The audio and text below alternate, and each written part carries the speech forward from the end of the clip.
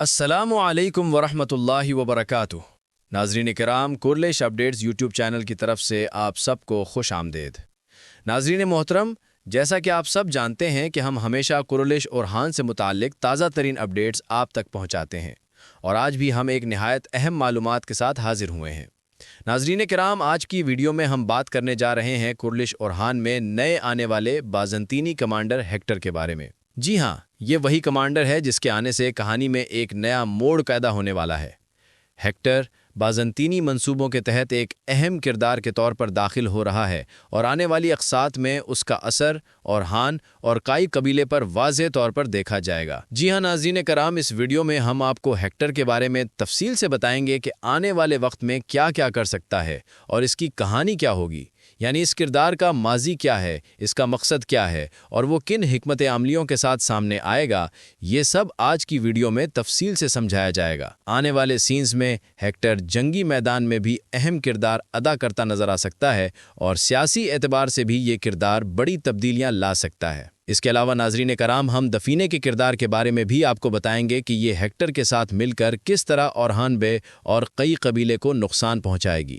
یعنی دافنے کا کردار صرف ایک سادہ عورت کا کردار نہیں رہنے والا، اس کی چالاکیاں اور اس کی سوچ کہیں نہ کہیں ہیکٹر کے ساتھ ملتی ہوئی دکھائی دے رہی ہیں۔ اگر یہ دونوں ایک دوسرے سے اتحاد کر لیتے ہیں تو آنے والے وقت میں اورہان بے کے لیے مشکلات کئی گنا بڑھ سکتی ہیں۔ اس کے علاوہ ناظرین کرام، ہم آج کی اس ویڈیو میں دفینے اور عبد الرحمن کی محبت پر بھی بات کریں گے کہ کیا ان دونوں کی شادی ہو جائے گی یا نہیں۔ جی ہاں، کیونکہ پچھلی چند اقساط سے یہ واضح ہو رہا ہے کہ دونوں کے درمیان ایک خاص قسم کی وابستگی پیدا ہو رہی ہے، لیکن یہ رشتہ کہاں تک جائے گا؟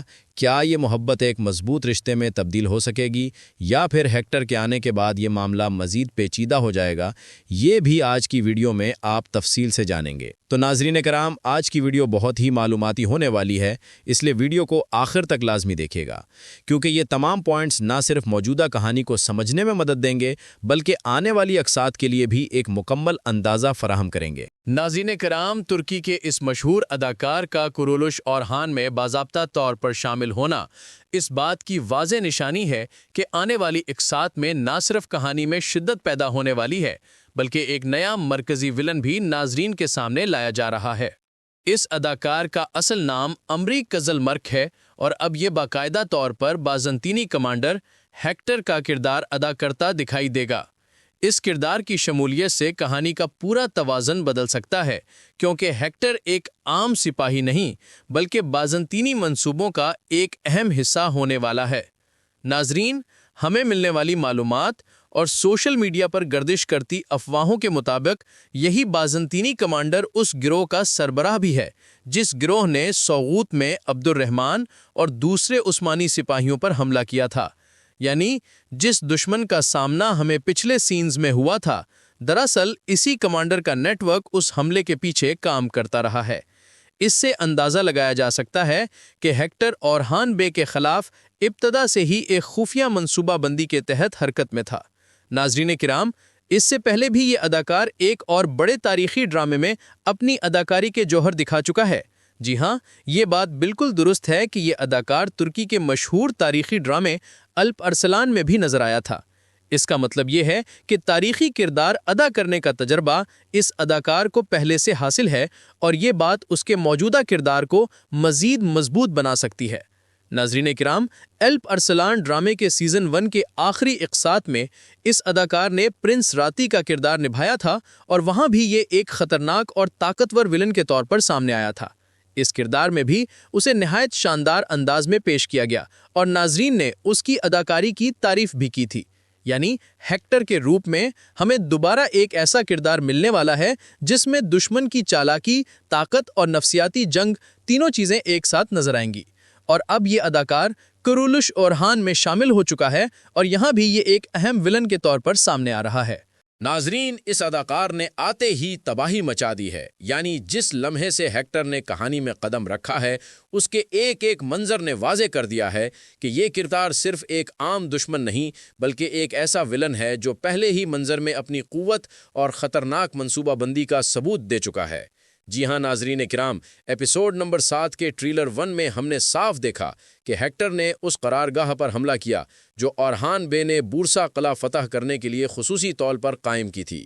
وہ قرارگاہ دراصل عثمانی منصوبے کا اہم حصہ تھی اور اسی جگہ سے اورہان نے اپنی پیش قدمی کا آغاز کرنا تھا۔ لیکن ہیکٹر نے آتے ہی نہ صرف اس جگہ کو تباہ کر دیا بلکہ اس تباہی کے بعد براہ راست بورسا قلعے میں داخل ہونے میں بھی کامیاب ہو گیا۔ اس سے یہ بات مزید واضح ہو جاتی ہے کہ ہیکٹر صرف جنگی سطح پر حملہ نہیں کر رہا بلکہ اس کی کوشش ہے کہ اورہان بے کے پورے منصوبے کو بنیاد سے نقصان پہنچایا جائے۔ ناظرین، جیسا کہ میں نے آپ کو پہلے بھی بتایا کہ یہی کمانڈر اس گروہ کا سربراہ بھی ہے جس نے سوغوت میں سپاہیوں پر حملہ کیا تھا۔ یعنی جو حملہ ہمیں پچھلی اقساط میں نظر آیا تھا وہ کوئی اچانک فیصلہ نہیں تھا بلکہ اس کے پیچھے ایک پوری بڑی حکمت عملی موجود تھی جس کا لیڈر یہی ہیکٹر دکھایا جا رہا ہے۔